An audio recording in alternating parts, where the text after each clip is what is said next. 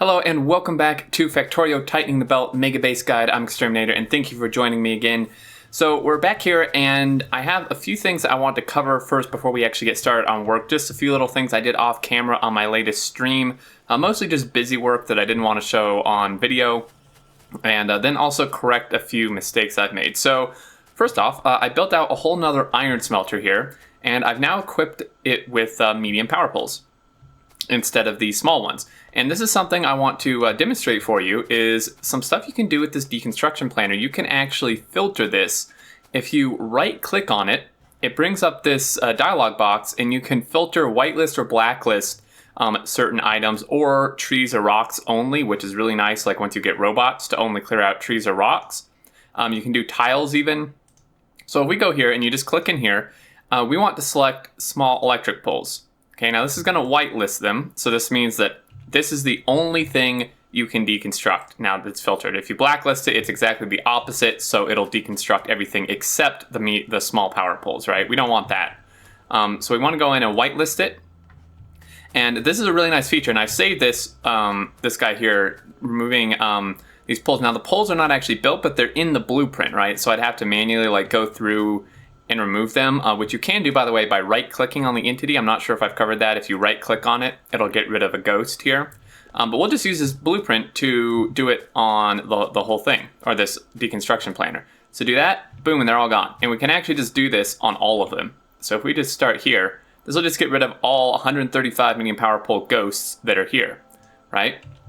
And now that those are gone, what we can do is we actually have a new blueprint. This one, I believe, is with the medium power poles. It is. So we now have a new blueprint, which we can place here. And you can see the blue lines up exactly where it should. It's overlapping. And then the power poles, it's a little hard to see, but they're green, meaning that's something that's not overlapping because they're not there. Now, if you try to click this, it will just work. You can also shift click if there's like something in the way, as I've mentioned before. You can shift click to kind of set for deconstruction anything in there, but you can see this is now ghosted down these medium poles. So that's a really cool thing you can do with the filter deconstruction planner. Makes things really easy. Also, I want to mention I did set up, I'm not sure if I set this up on camera or on stream, but we set up a little grenade guy here, and then also up top, I won't actually run up there, I set up just a little thing here with the miners going directly into a steel furnace making stone brick for us, because farther down by the steel setup, I've set up a little temporary production area for the steel furnaces, which we will want to upgrade to fairly soon because they are twice as fast as the stone furnaces. And while that is good in and of itself, being twice as fast, something that I think a lot of people don't take into account is they actually will consume less fuel, because their fuel consumption does not increase even though their speed of smelting increases by 2. So you're essentially using like half the fuel because they're smelting twice as fast but not actually using fuel faster, which is a really nice benefit if you're kind of low on coal, which we are a little bit here actually. And then I do want to cover another quick thing with this smelter. So I didn't do it technically properly when I built it. I mentioned it was a speedrun build, and I didn't really cover why it was a speedrun build, and I didn't do it in the sort of way a speedrunner would do. So I want to correct myself there because that did some speedrunners watched and were a bit unhappy with that. This is a build the speedrunners use because it's optimized for like placement and order of things, which I did not follow. I still wanted to use it simply to demonstrate little tricks like the double belt here with the inserters and then the like side loading on the underground belt I showed you. That's the main reason I wanted to use this. But I have added on a splitter up here, and this merges. And then this other belt comes down and merges about halfway through, because if you remember, the ore wasn't actually making it to the very end. So that's why we've merged it partway through to kind of cover that. And then we have replaced these with medium power poles just straight down the middle, which works much better. And then this will be the output for the other one. So I would show you like the correct order it's supposed to be done in, except I don't know it by heart because I'm not a speedrunner. But it is meant more for that than the actual build itself as a design, but I wanted to use it for the reasons I mentioned. So anyway, that's that. I wanted to cover that, let you know what I did. I knocked out some research, nothing like super important, mostly some damages and such. Let's start on robotics. This will allow us to, actually no, let's do stack inserters. Stack inserters are really nice because they do, as their name would suggest, and they also give you stack filter inserters. They can pick up much more items. Inserters have a limit on how many items they can pick up at once. If you actually click on an inserter, it won't actually say here because I don't think we have a stack size bonus yet. Yeah, we don't because we have to research this first. But once we do get it, you can click here and you'll see how many they can pick up per stack. I think a fast inserter and normal inserter and longhand inserters max is 3 per swing that they can pick up. However, a stack inserter can go up to, I believe, 11 or 12. So it's really nice. I've also made some more rails, and we're going to finish this rail line. So let's hop in a car. I'm going to finish, mostly finish this rail line because I want to go over a little more with you guys about the signals. But then on top of that, I'd like to start and maybe, if we're lucky, finish military science setup. So that's kind of the goal for today. I also did set down some ghost blueprints here for a pretty permanent area for where I want circuits and smelting to go for them. So here's a circuit build. It's just essentially 2.5 of these guys put together. And then this will require 3 copper smelters and 2 iron smelters. So my plan here is to have these 2 be copper, and one will go in here, and then the other one will merge and also go underground to this other side. These middle 2 will be iron, which is split kind of evenly here. So iron will just go in here and in here. And then this last one will be copper to go on this line. And this is expandable, you know, so we can just do a whole nother stamp of this up or down or whatever we want. So research is now done. Let's go ahead and actually get a stack bonus. That will help a little bit. And I've made a ton of grenades, which should make things quite a bit easier with clearing these trees. These radar stations have done work. That's the other thing I wanted to cover. I did quite a bit of exploring on stream because I couldn't find any copper, and man, did we find some copper. I just drove around and my radar did some work. So there's some iron here. We have actually a ton of stones, tons of stone patches. But we have this huge thing of copper over here and then this huge thing of copper over here, which is really nice because we'd found all this iron but hadn't found any copper yet. I was getting a little bit worried about that. But I think we're going to be in good shape now. So let's just clear these, make sure not to blow ourselves up in the process. And there we go. So we're just going to drag these rails out. Again, just mouse over and then click. And it will drag these out. And I've placed this ghost here as a marker. This is a really nice way to use these ghosts. You can place ghosts by holding shift. You don't even need a blueprint. So if I just hold shift, you can see that now this will be a ghost. And I can still do the click drag. And it's actually an unlimited distance when you're ghost placing like this. And it will just place a ghost. And this is really good for measurements, which is the reason I did this. So I can measure kind of where I want the smelters in relation to this rail. Distance-wise, so that's the reason behind that. Now let's do this. Now once you get robots, personal robots, that will be awesome because then they will actually fill in the ghosts for you and kind of just build the rail for you. All right, so this is about where I want to stop this. Can we... Wow, I'm kind of impressed. We actually did that without damaging the rail. All right, let's do that. Now we're going to want to split off a station, and I'm not going to set up the whole station right now, you know, because the circuits aren't really ready and I want to do military science, but I do want to bring the station out where it's going to go because I want to show you kind of how that's going to work, since that will require some signaling and stuff like that and a few other things to explain. So we've now finished the stack size bonus up there. Let's go ahead and get robotics, which will allow us to make robot frames, which will then be able to transition into robots. All right. So this is probably sufficient in here. There we go. All right, so let's bring this. Let's turn this. So again, if we're just dragging our mouse in this direction, and we're just going to turn. Boom. And we're going to come over here, and I want to make sure I leave room to unload and have belts go everywhere. So I'm actually going to have this somewhat close to this rail. I'm going to go up here, and let's clear a few more trees. We're going to bring him right about here. We do want to make sure the train can fully fit in here too. Of course, that's very important. Don't want it sticking out on the rail. And then again, station always on the right side. So we'll place that and we'll go ahead and name it. You can name it whatever you want. I'm going to name it iron, or actually we're going to call it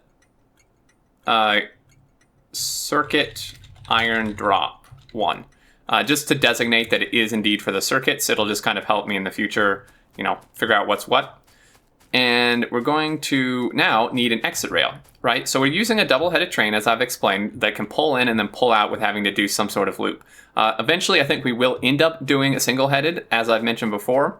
But for now, we are doing double-headed. And I mention this because it's going to pull in, coming from this rail, right? We're on right-hand drive. It's going to pull in, And then when it unloads, it's going to need to go out. And it can go out this same rail because currently I don't plan to have more than one train coming here. If you did need more than one train coming to the same station, you would not really want this type of setup. And once we get to that point where we need it, I'll show you some ways to do it. But it obviously cannot exit back onto the rail going the other direction. So we're just going to come here and drag this out and just make this turn. Now I made the turn a little bit wide, so let's pull this up. And we're just going to turn and connect it. So this will allow him to now turn on his exit and get back on the correct track. This definitely needs signaling though. And this is where we can get into some chain signals. So let me explain chain signals.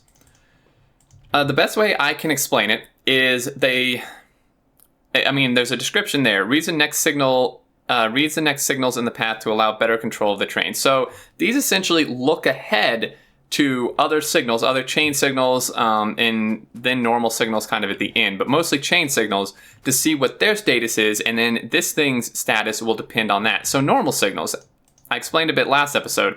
Normal signals will look, right, so we put these here, right? And we'll just stick this guy here. See, these guys only look ahead just to the next one in the sequence. So, this guy's going to be, or in between them rather, he's going to look, and he's green because this block that we've created is empty. Okay, even though there's a train right here, but this one doesn't know that, right? Because it just reads to here, and then this one is going to read here. Chain signals will actually look farther ahead. So if we replace these now with chain signals, you can see that actually that one didn't even need to be a chain signal. This one can be a normal at the end if you want. This one is now red because it's looking ahead to this next one and saying, oh, okay, this signal's red. I need to be red now too. But it's actually a little more in-depth than that, and this is where it gets interesting. Now, if we pick this up and put it here, you will notice these do not read more than one ahead with normal signals. So this is where if you want to look even farther ahead, you need to use multiple chains. If I put a chain here, then it will read to the next, okay? I hope that makes sense. So, if you want a long look distance like this, a long chain, then hence the name, use a chain signal to look farther ahead, and then a normal signal at the end, right?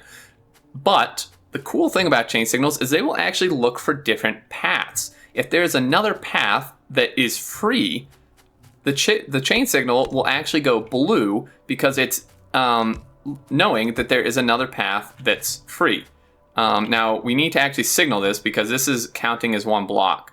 So if we do that, you can see these have now turned blue because they look ahead. He's like, okay, look here. This one up here, he's looking ahead. This one is full, but there's another path that's free. So he turns blue. And this is really nice because this allows you to have trains kind of direct and go around better because they can look farther ahead and not have to stop like way back here waiting for this train to clear or whatever until they can get here. If that makes sense. It'll make more sense once we really start using them. That's just kind of a basic explanation. So I go over them now because we will need some here. And as I mentioned on the last episode, you want chain signals typically before a cross. And this is where the whole signaling comes into play. And kind of the easiest way I learned them, like I said, is somebody mentioned to me and they just gave me two rules. Normal signals before a merge, chain signals before a cross. And it was as simple as that. And for the longest time, like I said, for the longest time, I could not understand signals. I just didn't get it. And after they said that to me, I practiced a little bit and it was a little bit rusty at first, hard to get. And then it just clicked and it was like, okay, that makes sense. And it really is as simple as that, usually. There are, of course, cases where that's not true, but we'll go over those in the future. So there's a cross, right? This is a cross. Chain signal. This is a merge, normal signal. Now we want normal signal on this other one too, right? Because it's two rails merging into one, so you want to make sure you cover both rails. So normal signal here before a merge. So this covers this direction. Now he's blinking, he's confused because we haven't finished signaling, right? This is kind of parts of it are all one block. You can see this whole thing, so we need to finish signaling. Now here again, this is a merge, so this is coming this direction. Normal signal. You can see he's now stopped blinking. And then I would say a chain signal here, right? Because this is a cross, so chain signal here. And then I do like to put a normal one after as well, so because he can look ahead. Why we're doing this and why we're doing chains before the crosses is to stop change from stopping in the middle of this junction, right?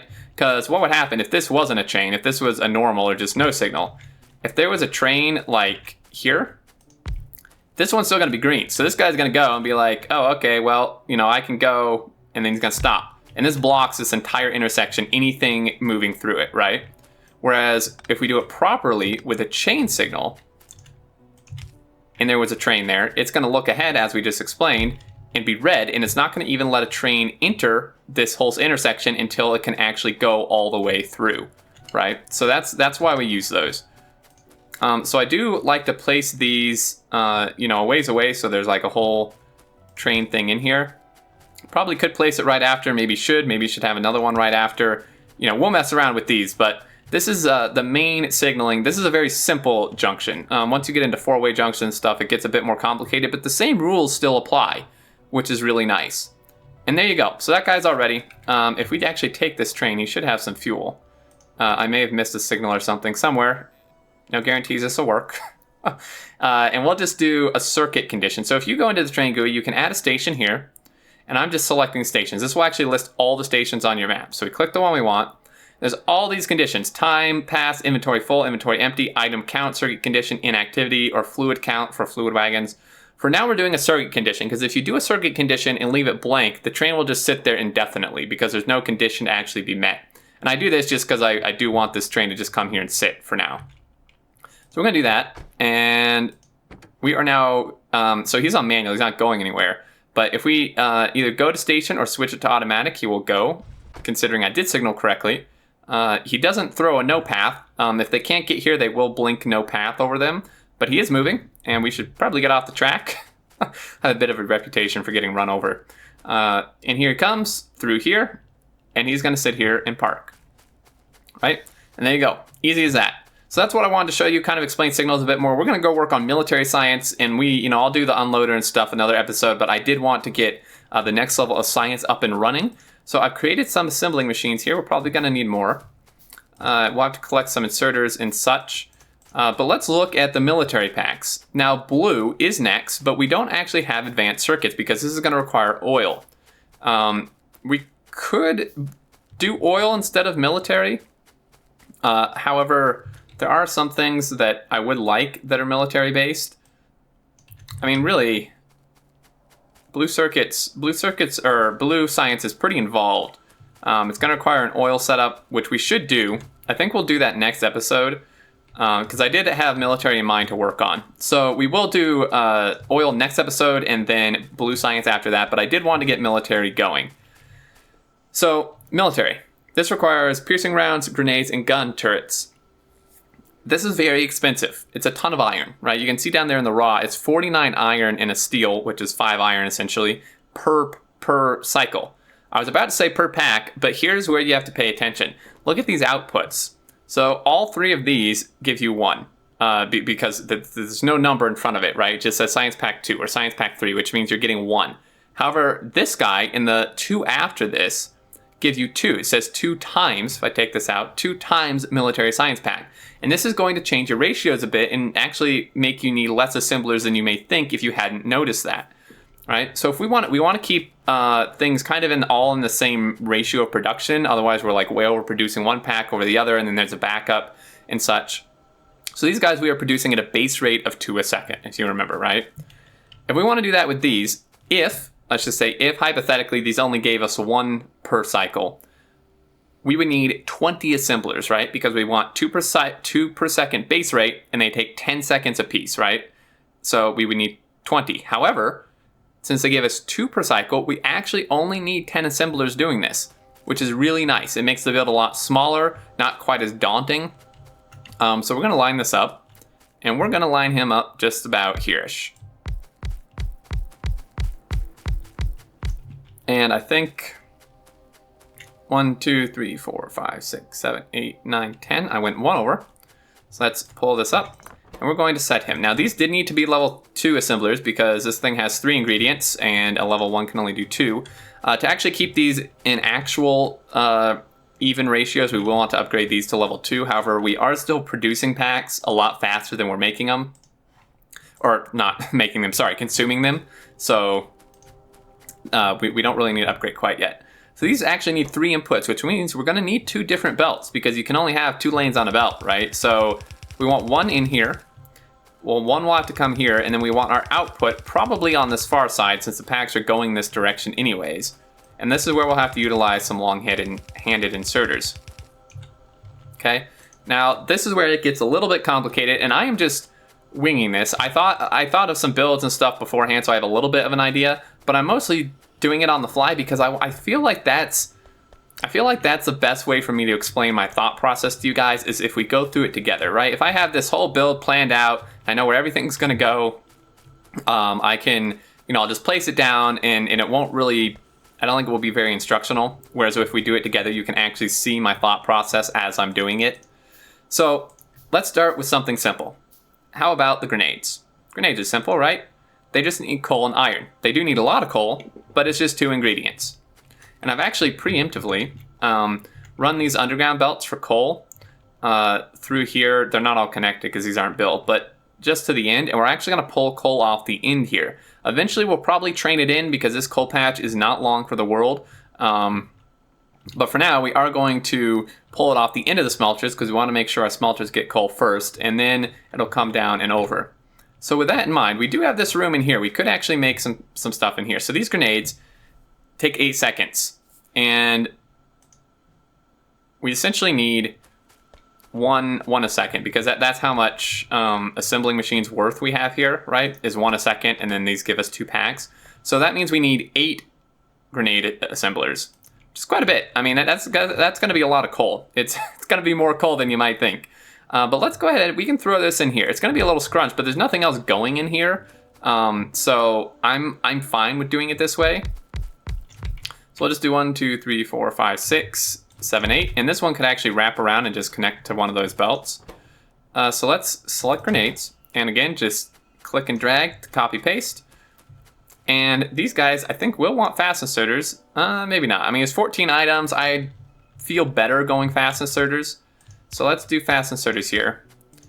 Now we could merge coal and iron together. However, due to the amount that we need, 14, that may be a little, 15, sorry, that may be a little iffy. Because if you look here, yellow belts can only move 13.33 items a second total. So this actually isn't, a yellow belt really isn't enough for this, so I think I may want to just put coal on its own belt and iron on another belt. And we can't actually do that, so we'll just do iron on this belt because the iron's coming from the left, right? So misplaced, let's do that. And then I have some random stuff in my hopper I'm noticing I should get rid of as well. So we can just weave iron straight through here. This is gonna get a little bit tricky. I'm trying to make it as clean as possible. Can't always have it that way though. So this is gonna be iron. Now we could just like split off here. I don't really want to do that. I like having dedicated lines for each thing. So we're gonna come down here, and I did specifically, as I mentioned in the start of the episode, I did set up a whole nother iron smelter specifically for this. And I did set up a very temporary little red belt maker here too, which just takes normal belt and gears, which we have going. It's very temporary, but I figured, once we upgrade to steel furnaces, we will want red belt. We could use this. Actually, the grenades don't take that much iron, so I think we are going to use this line for iron for the grenades. The other things, like the turrets, take a ton of iron, 20 per. So those we're probably going to want to actually pull off of this full line. But this guy, he's fine. We can just pull him off here. In fact, we could just turn it, but I will split for now. And he's just going to come over like that. Okay, so that's going to come over. That's going to hit here. And then we'll need some long-handed inserters to export these grenades. So we're going to export on this side.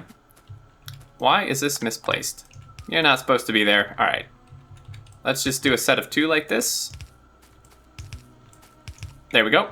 And then this guy will come here. Now, this area is getting a little bit scrunched. In fact, I feel like it won't actually work to do it this way. We could loop around, but I think it may actually be better to come this way because we can underground like the output if we need to. So if I'm actually going to have this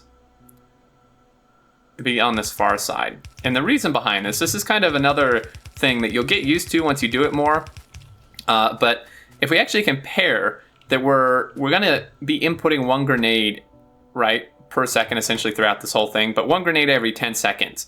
However, we're outputting 2 items every 10 seconds. So our output is actually higher volume than our input. So I want the output, the higher volume thing, I want the higher volume thing to be on the closer belt where I can use fast inserters rather than longhand inserters. Now in this particular case, you know, it's 10-second craft time, you're not really going to need fast inserters. But I do want to just still use this principle and demonstrate it to you, just so, you know, you kind of get used to using it throughout your factory. And we'll use fast inserters because why not? They take some more power. Power's not really a concern to me.